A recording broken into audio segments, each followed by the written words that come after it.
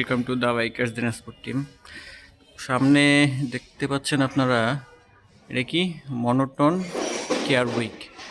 তো আমাদের নূর মোটরসের সার্ভিস সেন্টারে চলছে মনোটন কেয়ার উইক। 1 সপ্তাহ ব্যাপী চলবে, 5 তারিখ পর্যন্ত। ভিডিওটা তার আগে দেখতে পাচ্ছেন কেন জানি না। 5 তারিখ পর্যন্ত চলবে। মনোটনের সার্ভিস ক্যাম্প একটা চলছে, বেশ কিছু মনোটন এখানে সার্ভিস হচ্ছে। আর এটা তো এসএফ, এটা আমার বাইকটা। তো আজকে সবচেয়ে ইন্টারেস্টিং জিনিস যে মনোটন যে জন্য আমার নেওয়া, আমি পুরাতন মডেলে এসএফটা বানাবো, সেই জন্য আমার মনোটন নেওয়া। আর ওই এসএফ আজ আমি বানাচ্ছি, সব খুলছি। সামনের হেডলাইটটা খোলা হচ্ছে, কাজ শুরু হয়ে গেছে অলরেডি। আর এই যে কিছু কিট ভিতরে আছে, কিছু পার্টস এখানে। কাজ করতেছি, দেখাচ্ছি আপনাদেরকে। আর যারা আপনারা মনোটন ইউজার তারা চলে আসতে পারেন মোটরসের মনোটন সার্ভিস করানোর জন্য। তো চলে আসলাম মেন কাজটি করার জন্য। মনোটন থেকে এসএফ বানানোর মূল কাজ হলো এই খাঁচাটা যে আছে এটাকে ঝালাই করে পারফেক্ট শেপে লাগানো, এবং এটা পারফেক্ট হলেই আপনার কিটটা সম্পূর্ণ পারফেক্টভাবে সেট হবে। তো এটা ঝালাই করে লাগাইতে হয়। এখন বাইকে ঝালাইয়ের কাজটা চলতেছে। এতক্ষণ ধরে তারা কিটটা সুন্দর করে সেট আপ করলো এবং এখন ঝালাই করতেছে। এবং এই যে ট্যাঙ্কির উপর দেখতে পাচ্ছেন যে ওয়াটার লেভেল মেশিনটি আছে, এই ওয়াটার লেভেল মেশিন দিয়েই লেভেল করা হবে। তো এটা করতেছি আমি দুই ভাই ইঞ্জিনিয়ারিং ওয়ার্কশপে, এটা মুন্সিপাড়ায়। আর এই যে সেট হয়ে গেছে। এখন এই যে ভিতরের যেই গোল আকারের ইয়াটা আছে, এটা 33-এর মধ্যে সেট হয়, 33 নাম্বারের ঠিক পাশে।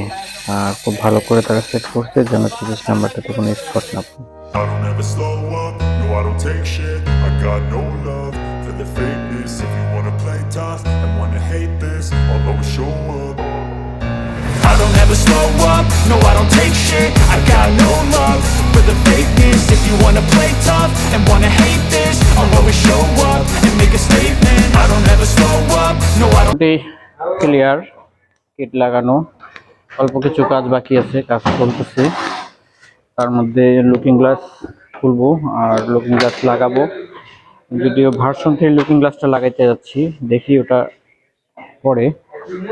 আর এই হলো মোটামুটি ক্লিয়ার। স্টিকারের কাজ বাকি আছে, আর স্টিকারটাও পরে লাগাবো, কারণ এটা শর্ট স্টিকারটা লাগাইতে যাচ্ছি, যেটা শুধু এসএফ লেখাটা থাকবে আর সুজুকি লেখাটা থাকবে। তো আপনাদেরকে একটু আইডিয়া দিই কিরকম খরচ হলো। আমি অফিসিয়ালি লাগাইছি, সম্পূর্ণ সুজুকি অথরাইজড শোরুম থেকে সম্পূর্ণ কিটটা লাগাইলাম। তো আমার এই পার্টটা, নিচের পার্টটা, এটা আগে লাগানো ছিল। আপনারা অনেকে আমার বাইকে দেখছেন আগে, যারা আমাদের আগের ব্লগ দেখছেন তারা জানেন। আর উপরের পার্টগুলো নিয়ে এখন লাগালাম। তো নিচের পার্ট ছাড়াই উপরের পার্টে 30,000 টাকার প্লাস খরচ হয়ে গেল আর কি। এটার প্রাইসটা ভেরি করে। কয়েকদিন আগে প্রাইসটা আরও কম ছিল, 24-25 হাজারের মধ্যে হয়ে যেত। রিসেন্টলি পার্টসের প্রাইসগুলো অনেক বাড়ে গেছে, সব পার্টসেরই। সেজন্য প্রাইসটা একটু বেশি পড়ে যাচ্ছে। তো এটা বললাম তো, ভেরি করে, এক সময় একরকম প্রাইসের ইয়ার উপরে। আর মোটামুটি ক্লিয়ার। আর কিছু কাজ থাকবে, এগুলো কালকে শেষ করব, শেষ করে ফিনিশিংটা আপনাদেরকে দেখাবো কিরকম হলো। আর কিছু কাজ বলতে ফগ লাইট ইনস্টল করতে হবে, আর লুকিং গ্লাস, এই দুটা কাজ। আর স্টিকার করে একবারই আপনাদেরকে ফিনিশিং এর ভিডিওটা দিব। ফিনিশিং ইন্ডে ওই স্টিকারটা দেখতে পাবেন। তো এই হচ্ছে অবস্থা।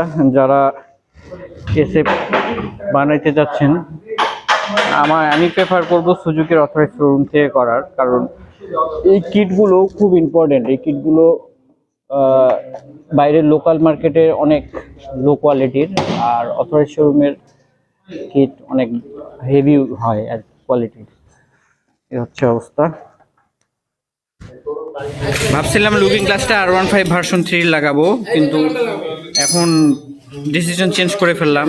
এই অথরাইজের যেটা এই মডেলের যেই লুকিং গ্লাসটা আছে, ওই লুকিং গ্লাসটাই এখন ইনস্টল করতে যাচ্ছি। আর মানে প্রথমে ট্রায়াল দিয়ে দেখলাম খুব ভালো লাগতেছে, তো এটাই ইনস্টল করবো। এবং ট্রায়াল দেওয়ার পরে লাগানোর পরে আপনাদেরকে দেখাচ্ছি। তো এই হচ্ছে মনোটোন টু এসএফ এর ফাইনাল লুক। স্টিকার করা একটু বাকি আছে, আমি তেমন স্টিকার করবো না, কখনো দিনের বেলা একটা শর্ট ভিডিও মাধ্যমে আপনাদেরকে ফুল লুকসটা দেখাবো।